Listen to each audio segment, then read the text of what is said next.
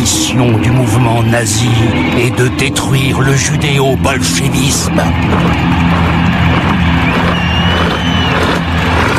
Détruire la Russie donnera au peuple allemand un espace vital dont la race des maîtres a besoin pour se nourrir. Mon ambition est d'être l'homme qui brisera le marxisme.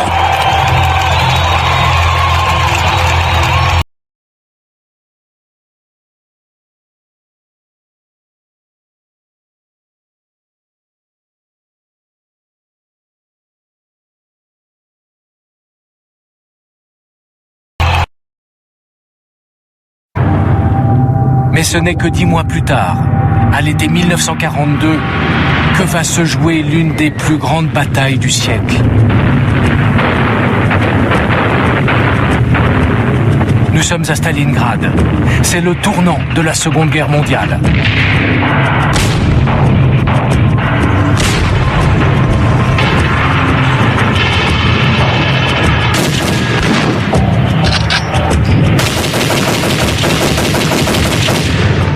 Les Allemands, qui n'ont pas réussi à faire tomber Moscou, veulent conquérir ce point de passage vers le pétrole de la mer Caspienne.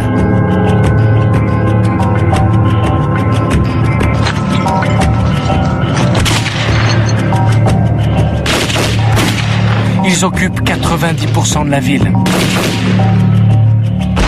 Mais il leur reste encore quelques centaines de mètres à gagner.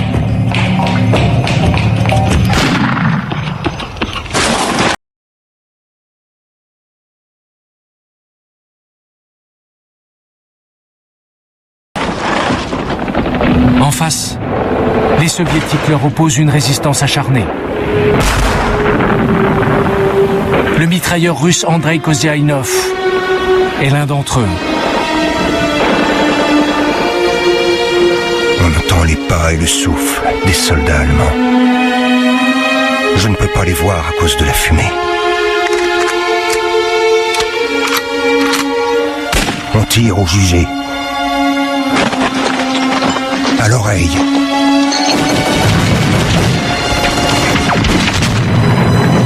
Ma tête bourdonne.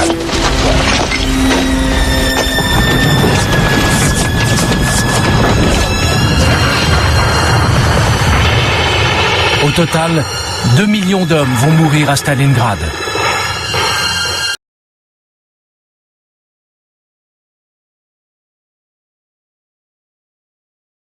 Les bateaux soviétiques traversent toujours la Volga pour amener des renforts.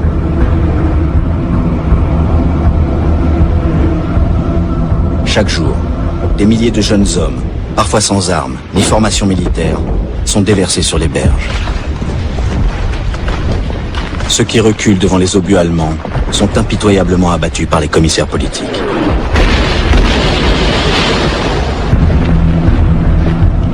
Tous doivent prêter serment à Staline. Товарищ Сталин! Товарищ Сталин! Клятвенно обещаем! Клятвенно обещаем! Что не пощадим! Что не пощадим! Своих сил! Своих сил! Крови! Крови! И самой жизни! Самой жизни!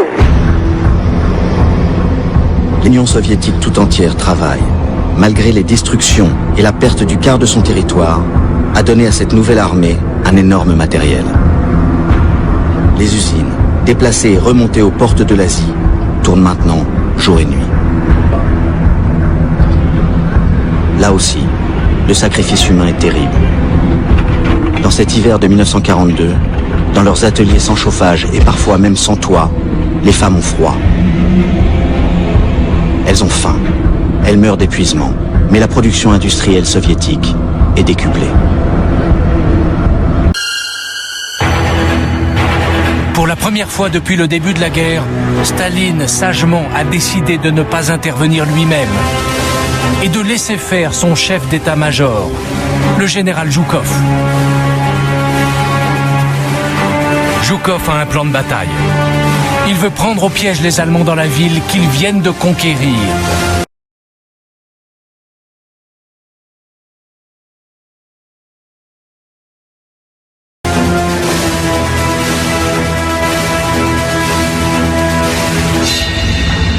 19 novembre 1942. 7 heures du matin. 1400 chars, plus de 1000 avions et 1 million de soldats soviétiques se ruent sur les flancs de l'armée nazie. Ces images, filmées après la bataille lors d'une reconstitution, montrent la jonction des deux armées russes.